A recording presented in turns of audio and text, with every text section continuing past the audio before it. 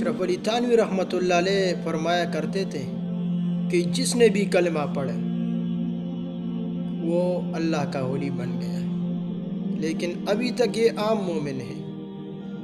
اگر یہ بندہ اللہ کا خاص ولی بننا چاہتا ہے تو ایمان کے بعد ایک کام اور کرنا پڑے گا، اور استدلال میں قرآن سے آیت پیش کر دیتے ہیں، الا ان اولیاء اللہ لا خوف علیہم ولا هم يحزنون الذین آمنوا وكانوا يتقون۔ آگاہ ہو جاؤ، اللہ کے جو دوست ہیں، اللہ کے جو ولی ہے، ان پر نہ کوئی خوف ہوگا اور نہ وہ غمگین اور محزون ہوں گے۔